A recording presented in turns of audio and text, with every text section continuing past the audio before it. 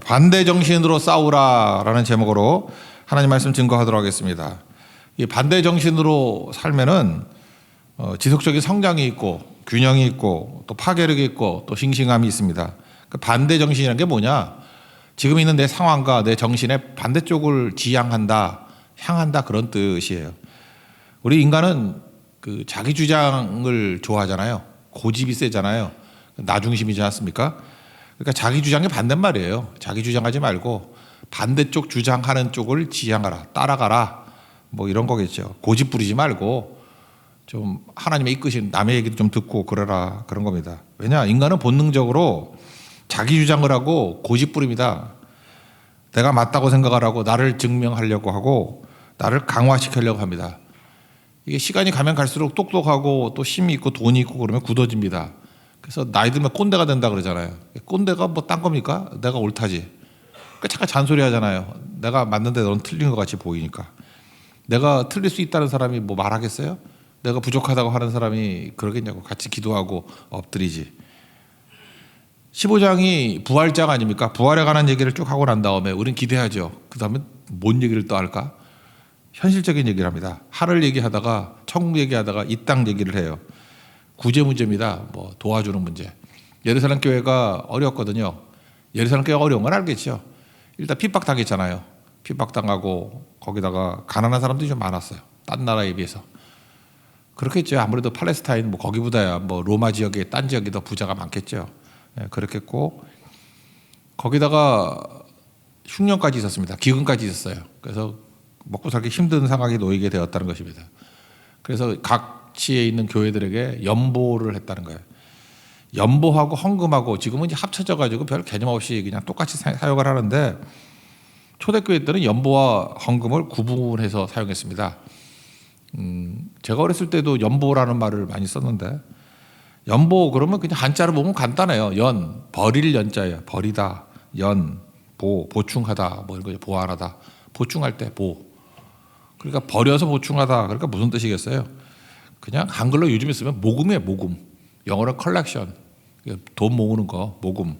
목적은 구제였습니다. 누구 어려운 문제가 있거나 할 때 컬렉션한 거예요. 컬렉션. 수평적인 개념이죠. 어려운 나간 사람들에게 돕고 하는 거.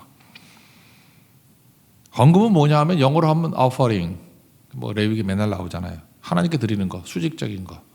그래서 하나님께 드리는 뭐 대표적인 11조겠죠. 11조 뭐 이런 걸 offering이라 그랬고 그 다음에 초대교회 때는 우리 한국도 예루살렘 교회 같이 이렇게 못 사는 사람 많고 굶어 죽은 사람 많고 뭐 병든 사람 많고 그러다 보니까 이 컬렉션이 되게 많았다고 그런 걸 연보다 이렇게 얘기를 했습니다.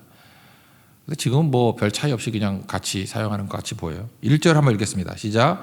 성도를 위하는 연보에 관하여는 내가 갈라디아 교회들에게 명한 것 같이 너희도 그렇게 하라. 그러니까 갈라디아라는 것은 그 터키 소아시아 반도 내부에 있는 거 아니겠습니까? 갈라디아 지방. 거기서도 이런 얘기를 했고 또 고린도 아가야 지방이라고 그러죠. 그리스 남쪽. 예, 거기도 얘기를 했다. 뭐 여기저기 얘기를 했다는 거죠. 모금해가지고 잘 도와주자 그런 뜻입니다. 지금 1절부터 12절까지 내용에서 제일 강조되는 게 뭐냐면 계속 반대 정신이에요. 지금 있는 상황이냐? 그걸 반대쪽을 지향하라. 첫 번째 얘기는 거예요. 영적인 은혜를 받았지 얘네들이 예루살렘 교회를 통해서 전도 받았잖아요. 이제는 물질적인 것으로 좀 은혜를 갚아라. 그러니까 반대 정신이죠. 그러니까 영적으로 뭘 받았으면은 영적으로 주려고 그러지 말고 좀 물질적으로 줘라. 거꾸로 물질적으로 받았냐? 그러면 영적으로 갚아줘라. 항상 그게 꼭 필요하다라는 것입니다. 3절을 한번 읽겠습니다. 3절 시작. 내가 이를 때 너희가 인정한 사람에게 편지를 주어 너희 은혜를 예루살렘으로 가지고 가게 하리니. 여기서 은혜가 뭐예요? 연보죠. 컬렉션한 거. 모금한 돈을 갖다 주기를 원한다. 그러니까 영적인 은혜를 받았으니까 물질적인 은혜로 되갚아 주는 것이 중요하다. 이러다 보면 뭐 저절로 균형 잡히겠죠. 영적 육적인 균형이 잡힐 것이고 그 다음에 성장이 있겠죠. 나도 그렇고 상대도 그렇고 영적 육적으로 같이 가야 성장이 있는 거지. 아니면은 뭐 광신도 되는 거지. 광신도 냄새가 나지 않습니까? 두 개가 같이 가야죠. 믿음이 좋다 그러는데 꼭 미신 여자 같이 하고 다니면 이상하잖아요. 안 그렇습니까? 남자도 마찬가지죠. 믿음이 좋다 그러는데 맨날 실업자로 있고 그러면 곤란하잖아. 같이 가야 된다고요. 같이 둘 중에 하나가 아니라 같이 가야 된다는 거예요. 이런 게 뭐가 있을까 한번 생각해 보니까 해외에 요즘에 우리나라 군인들도 많이 파견을 하죠. 뭐 더 여기 안에도 알겠죠. 아프리카로도 가고 뭐 페르시아만 거긴 또 페르시아만이라는 것도 사우디아라비아가 싫어하나 걸프라 그러죠. 걸프만 걸프 예, 그런데 가는 것도 있고 뭐 여러 거 청해 부대 뭐 이런 거 있지 않습니까?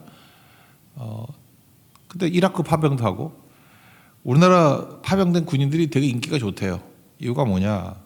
균형이 있기 때문에 그래요. 그 원칙 중에 하나가 뭐냐면 우리나라에서 파병한 군인들은 아이들에게 못 사는 나라들 많잖아요. 아이들에게 절대로 먹을 것을 던져서 주지 않는데요. 이게 던져서 야뭐 사탕 확 던져주고 초콜릿 확 던져주고 그러지 않는다는 거예요. 왜냐하면 우리가 경험했잖아요. 우리 한국 전쟁 때 또 우리 원조 받고 막 그러지 않았습니까? 제가 산 증인이에요. 저도 그랬으니까. 미군들이 이렇게 가다 보면 트럭 타고 쭉 가다가 뭐 헤이 뭐 이러다가 뭐 던져줬어.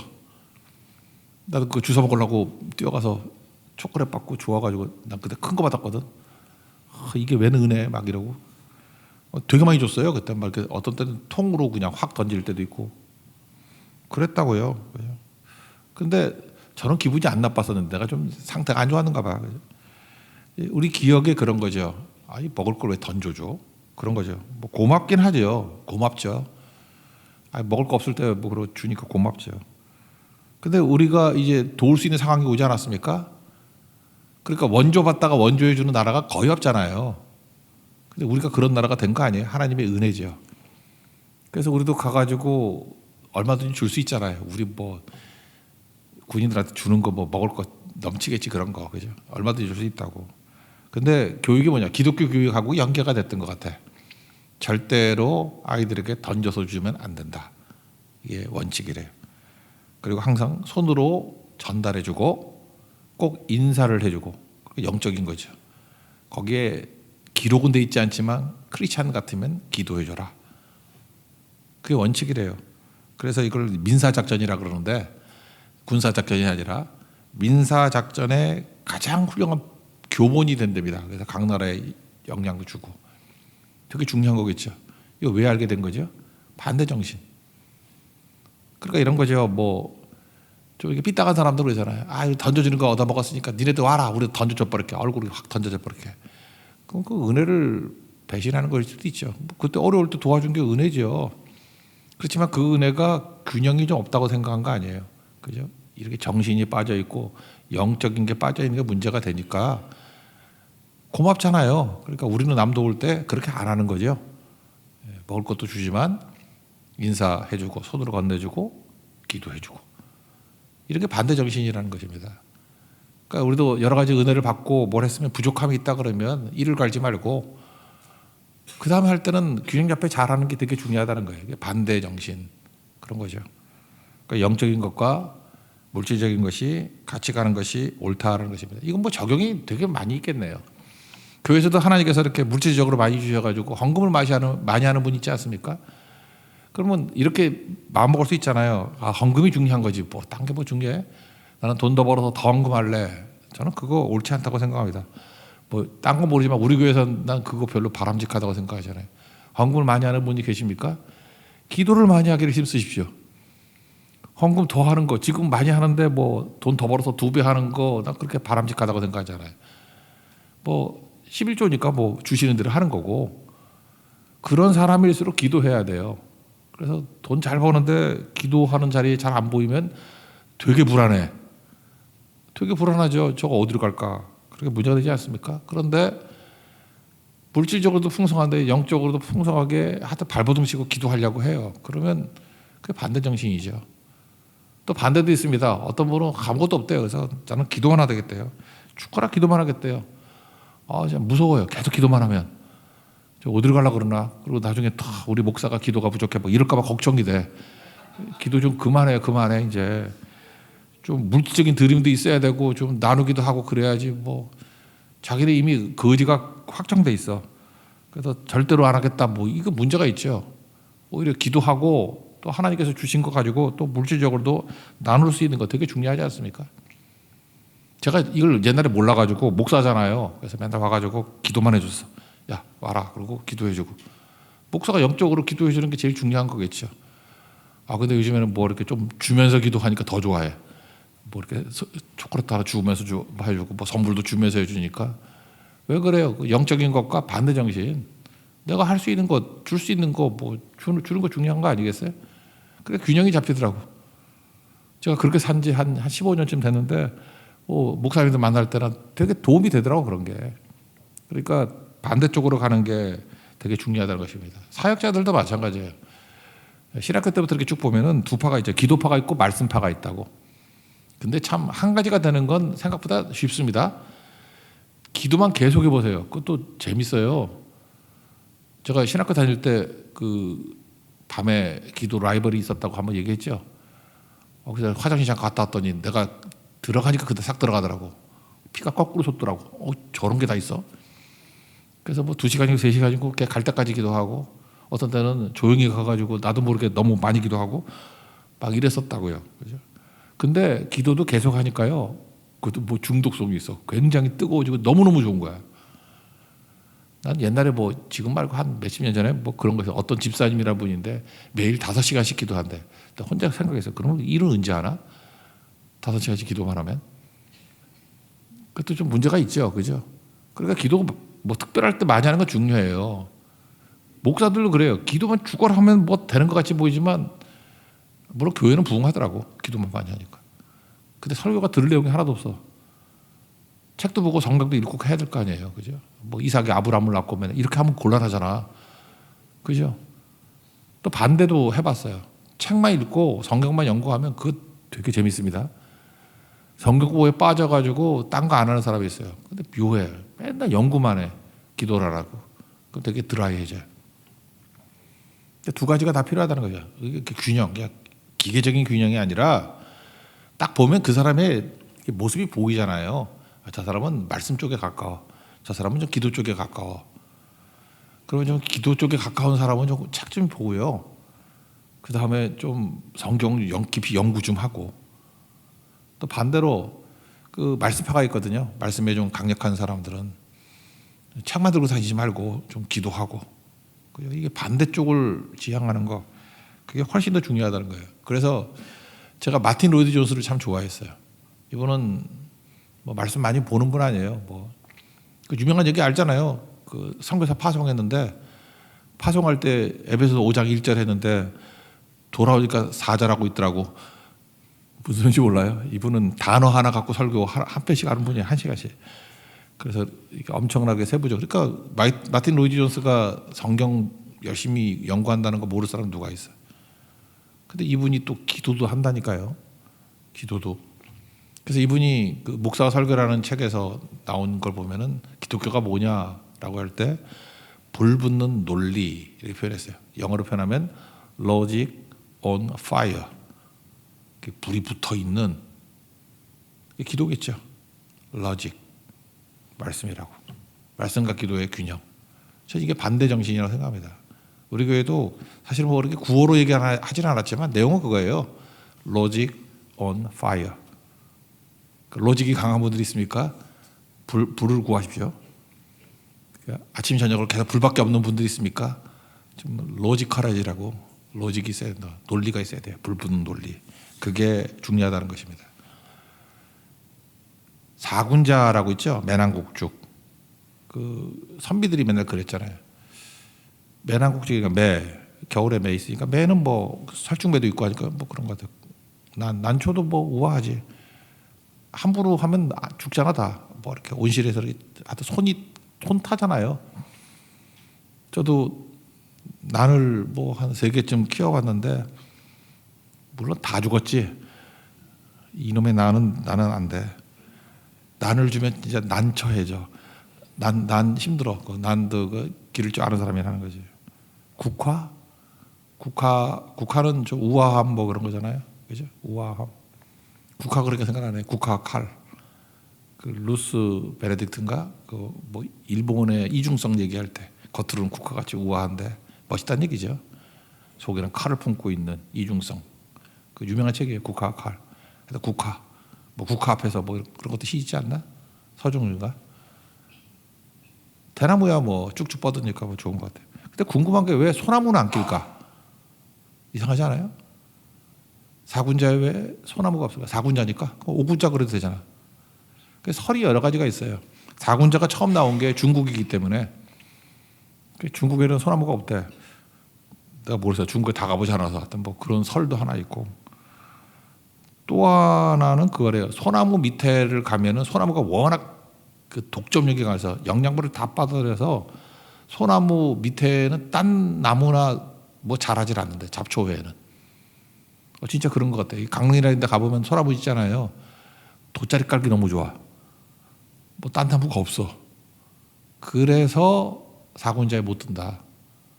배려를 안 해서. 참 기독교적인 메시지가 있는 거죠. 근데 세 번째 얘기가 더 맞는 것 같아. 그 선비들이 그 문인하라 그러잖아요. 그림 하나 그려놓고 이렇게 막 글 쓰잖아. 시 쓰거나. 그걸 이제 문인하라 그러는데, 선비들이 쓰는 붓을 가지고 소나무를 그릴 수가 없대. 솔잎이 작잖아요. 그러니까 얇은 붓 갖고 이렇게 탁탁 찍어야지 되잖아요. 솔잎. 그런데 매도 이렇게 하면 되고, 알죠? 흥성되고 난 그리는 거, 나는 이게 싹 갔다가 딱 꺾이고, 미술 시간 많이 했는데 탁 꺾이고, 난 그게 안 되더라고. 아무래도 안 꺾여. 하여튼 난하고 나는 안 맞는 것 같아. 그림도 안 되고 키우는 것도 안 되고. 뭐 대나무 같은 건 뭐 그림 많이 있잖아요. 이렇게 붓으로 따가고 찍고 하면 되는 거. 그렇다는 얘기도 있어요. 그죠? 그렇다 그러면은 저는 이 세 번째도 또 이게 반대 정신이 또 의미가 있다고 생각을 해요. 그래서 우리나라 조선시대 때 선비들은, 사대부들은 문이나만 그랬어. 매난국죽, 그리고 시 쓰고. 그리고 소나무도 있잖아요. 소나무는 전문 화공들만 그랬어요. 뭐 김홍도 이런 사람들. 김홍도 그 그림 보면 소나무 되게 많이 나와. 단원이고 또 누구 있죠? 해원, 신윤복. 거기도 뭐 물론 뭐 아가씨들도 많이 나오지만 그 소나무 같은 게 있어요. 그 색깔이 들어가니까. 그래서 이게 두 파가 나눠져 있다고. 선비는 선비 그림만 그리고 화공은 화공 그림만 그리고. 그래서 딱 보는 순간에 이게 선비가 그린 건지 화공이 그린지를 확연히 알 수 있어요. 그러니까 참 이게 문제가 있는 거죠. 근데 영조 때 그 겸재정선, 우리에도 정선이 있지만 그 정선 말고 겸재정선이라고, 이 사람은 출신이 사대부예요. 사대부인데 문이나만 그린 게 아니라 화공의 기법으로 들어가. 그래서 밑에 시도 엄청나게 좋은 시를 썼는데 나중에 굉장히 높이 올라갔어요. 당상강까지 올라갔을 거야. 근데 화공의 그림을 그려요. 그래서 조선시대 때 최고의 화공 그러면 저 사대부 출신의 겸재를 드는 경우가 많아요. 이병철 씨가 그 돌아가기 전에 막 그림 엄청 모았잖아요. 그 아드님이 아마 그 아버지 본인 돌아가실 때인가 뭐 국립박물관에 다 기증했어. 그거 대부분. 아직도 저기 그 에버랜드 거기 옆에 절대 기증 안 하고 품고 있는 게 하나 있어요. 그게 겸재정선의 진경산수화 거기 있다고. 엄청 긴 건데 그건 절대 안 준대. 그것만은 품고 가겠대. 아들이 주겠지. 손자는 별 관심이 없는 것 같더라 보니까. 손자한테 주겠지. 그런 거죠. 그 보세요. 반대 정신 아니에요. 우리가 잊지 마십시오. 조선시대라 그러면 내가 사대부라 그러죠. 화공 쪽을 추구해야 돼요. 화공이라 그러죠. 그럼 맨날 그것만 그리려고 하는 게 아니라 또 분이나 쪽을 또 추구하고. 그게 되게 중요한 거라고요. 이 정신이 이게 기독교 정신을 되게 뿌리를 내려야 될 내용이라고 생각합니다. 하나님 앞에서 이 반대 정신을 갖고 우리는 영적인 거라고 하면 물질적인 거, 물질적인 거라면 영적인 거로 보완할 줄 아는 하나님의 거룩한 종 되기를 바랍니다. 또 한 가지는 뭐 이런 거 한 가지 더, 나의 계획과 하나님의 뜻, 이것도 반대 정신으로 가야 된다는 거예요. 기도하고 하나님께서 우리에게 이성을 주셨잖아요. 논리를 주셨잖아요. 판단력이 있죠. 계획 세워야죠. 교회도 계획 안 세우면 되겠습니까? 계획 세워야죠. 계획하지 않는 것은 실패를 계획하는 것이다. 뭐 그런 얘기도 들어봤죠.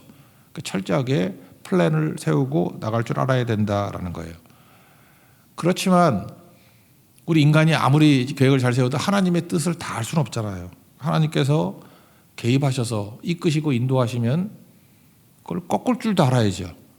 어떤 분을 보면 참 답답해. 예수 잘 믿고 너무 성실해. 그러니까 성실한 사람이 이게 잘 들어야 돼요. 성실한 사람은 자기 계획, 자기 플랜이 너무 명확한 거예요. 그래서 하나님께서 막 이렇게 바람을 넣어주시고 이끌어 가시고 하는데도 변화가 안 돼. 그건 고집이지. 그게 무슨 자기 계획이야. 하나님의 인도하심에 또 굴복할 줄도 알아야죠. 또 반대인 사람이죠. 맨날 하늘 쳐다보면서 하나님의 뜻대로 아무 계획도 없어. 그 문제가 있는 거죠. 그러니까 이것도 반대 정신을 좀 추구하는 게 필요하다는 것입니다. 바울이 그래요. 계획 세웠는데 그 다음에 하나님의 인도하심의 여지를 남겨뒀잖아요. 7절 보니까 만일 주께서 허락하시면 가는 거고 내 계획대로 허락하지 않으면 얼마든지 바꿀 수 있다. 그런 마음이죠. 이게 반대 정신이라는 거예요. 이런 것이 있어야 또 풍성해지겠죠. 왜요? 나는 불완전하기 때문에 수정 가능합니다. 주께서 말씀하시면 얼마든지 그거 따라가겠습니다. 이런 거겠죠. 7절 읽겠습니다. 시작.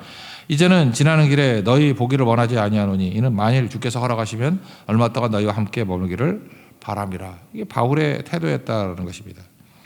내 결정 그러면 내 결정은 무조건 기준이 있게 돼 있죠. 내 결정은 한다 안 한다의 기준이 있잖아요. 근데 그 기준이 맞아요? 맞을 리가 없잖아요. 그래서 기준을 좋아하면 율법주의자 됩니다. 그러니까 내 결정이 강해지면은 바리새인 같이 돼버린다니까. 율법주의자 같이. 그래서 뭐가 딱 기준이고 이거 이유는 되고 안 되고. 지금도 뭐 이스라엘 가면 그러다면 안식일 지킨다고 뭐 엘리베이터 버튼도 안 누른다며. 그래서 이방인이 눌러주기를 원한다며. 관심도 없네 그런 거 그죠? 그런 거 그 기준이 그거래요. 뭐 몇 복까지 걷는 게 안식일에 허용되는 거고 뭐 그 이유는 안 되고. 그러니까 그 기준을 누가 세우는 거예요? 그 자기가 세우는 거 아니야 자기가. 그죠? 근데 하나님의 인도하심이라는 거는 뭐죠? 방향성이잖아요. 그러니까 이건 언제든지 생동감이 있겠죠. 다이나믹하고. 이런 거 마이클 샌더 교수도 한번 얘기를 했었는데 무더기의 역설이라는 거예요. 이런 게. 인간의 기준이라는 게 애매모호하다는 거.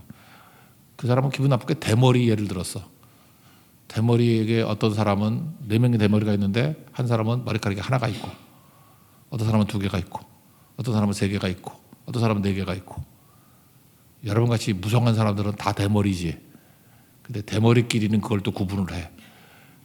어디까지가 대머리지? 그러면 그게 100개, 1000개로 올라간다 그러면 어디까지가 대머리야? 지금 한번 논의해 봅시다. 우리 대머리 어디까지가 대머리야? 머리 몇 센치까지가 대머리야? 잘 모르겠어요? 김문현 장로님 대머리인가? 웃으니까 대머리네? 예. 또 누가 하려고 그러는데 그분은 상처 입을 것 같아. 얘기 안 할게.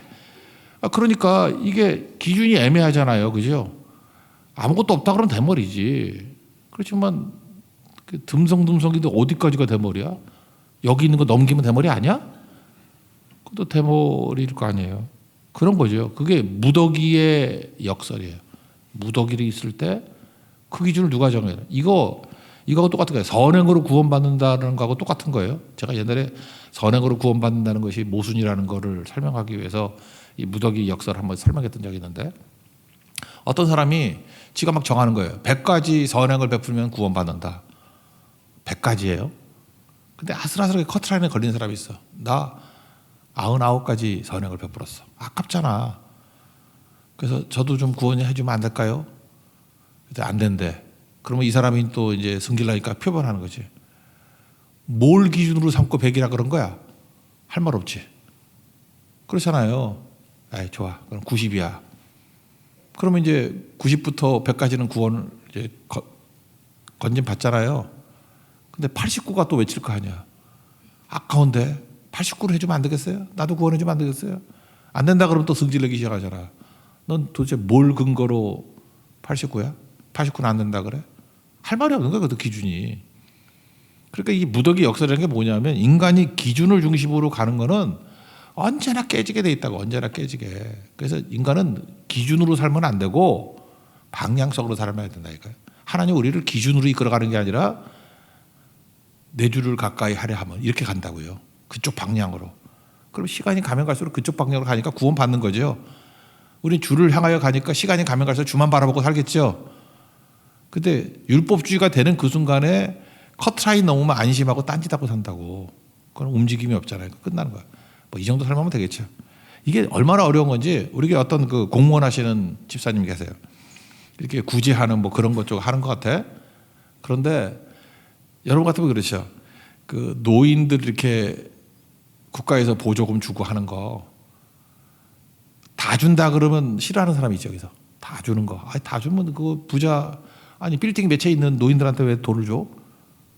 어려운 분에게 줘야지. 이게 무더기 역사가 똑같은 거라고. 어디까지가 어려운데? 그거 아세요? 어디까지가 어려운 거야? 좋아요. 그러면 돈 액수를 갖고 70%만 준다고 합시다.